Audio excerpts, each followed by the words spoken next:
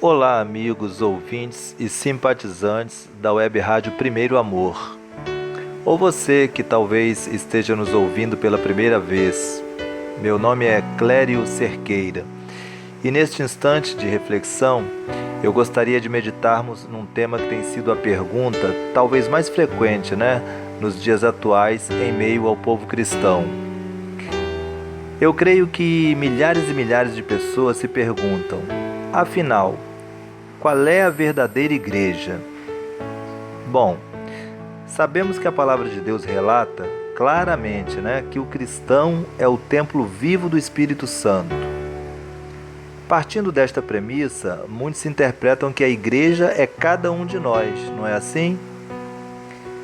No entanto, a própria palavra de Deus nos orienta a não deixarmos de congregar, ou seja, realizarmos ajuntamentos, com o propósito de unirmos nossa fé, que deve ser única e focada exclusivamente em Jesus Cristo, nosso Senhor, a saber, o cabeça, o pastor e bispo de nossas almas, correto?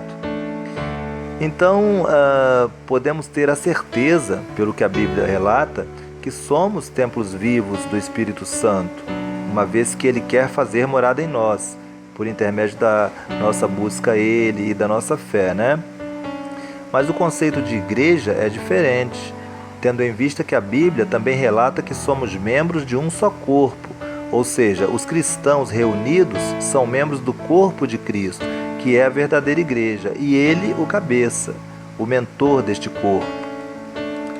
Assim, pessoal, compreendemos que a ideia equivocada de que a igreja somos nós, individualmente falando, não está correta ou coadunada com a palavra de Deus. Agora, a comunhão dos membros, sim.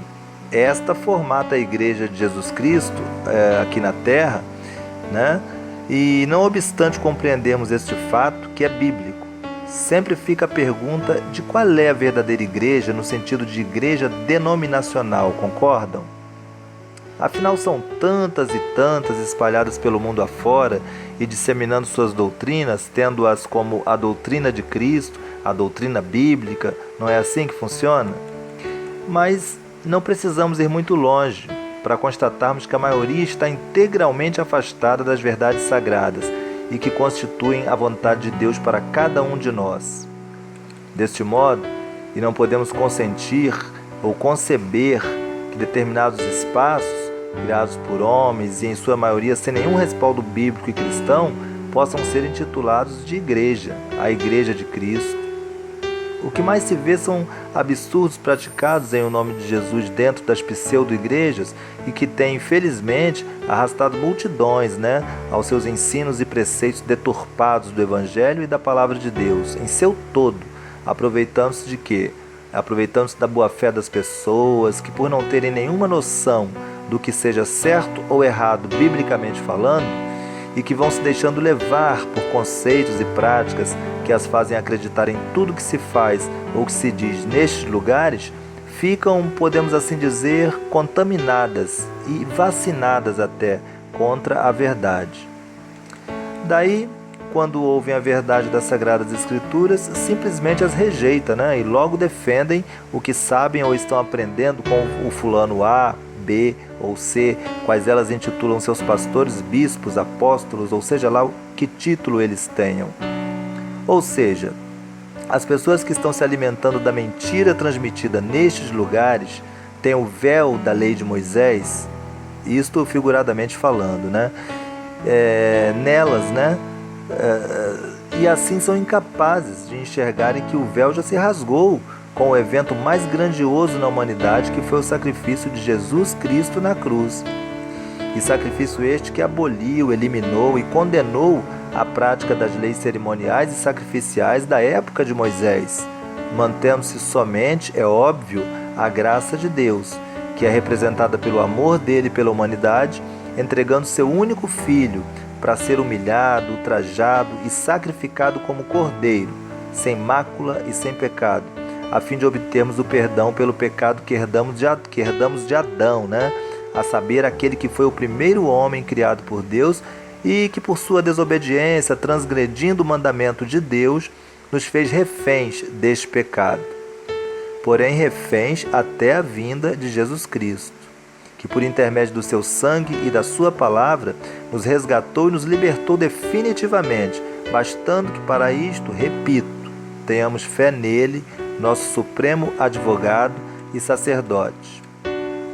Mas o que as pseudo-igrejas por aí ensinam, hein?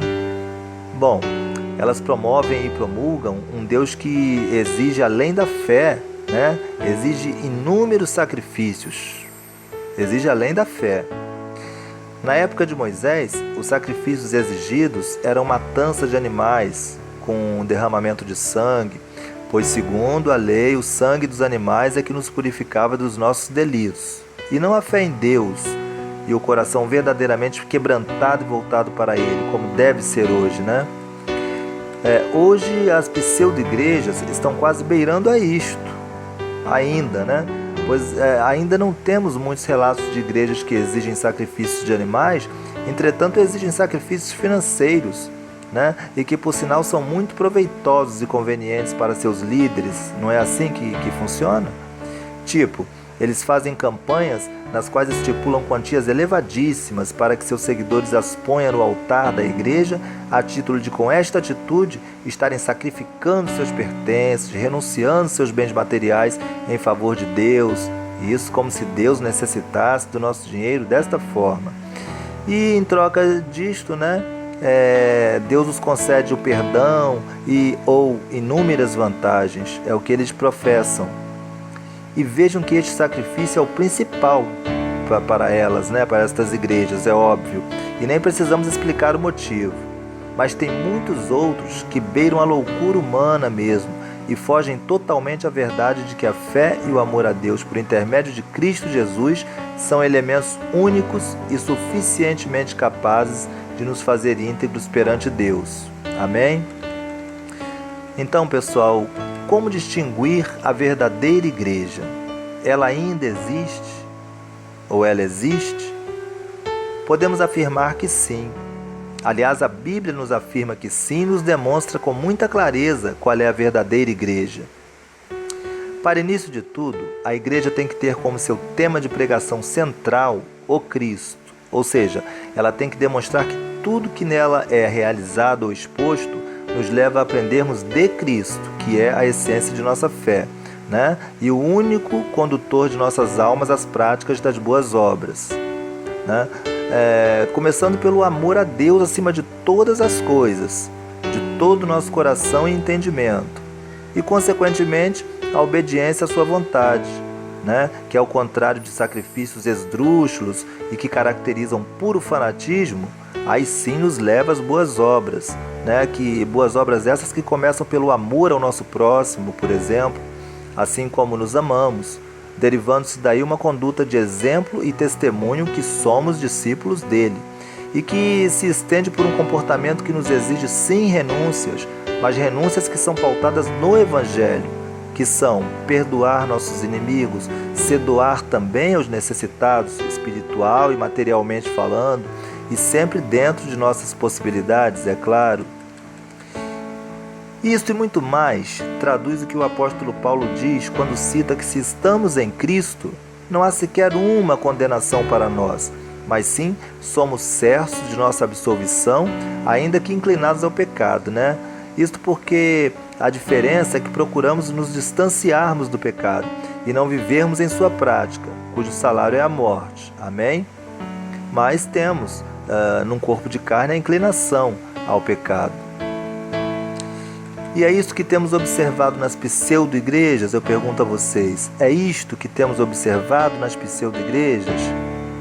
Sim, porque nelas o pecado já começa quando camuflada ou escancaradamente seus líderes rechaçam o sacrifício de Jesus Cristo em nosso favor e fazem justamente o que o próprio Jesus condenava, a saber, impõem julgos pesadíssimos sobre as costas de seus seguidores, quando na verdade certamente que eles sequer com um dedinho querem suportar ou carregar estes julgos. Daí, cremos que não necessitamos falar muito além disto, né? Para deixar claro que a denominação que se intitula Igreja e que não tem como fundamento elementar os ensinamentos de Cristo, mas que promovem seus próprios ensinamentos e sempre a título de obterem ganhos pessoais com isto, às custas da ignorância espiritual do povo, inclusive, está contra Cristo, não está a favor de Cristo.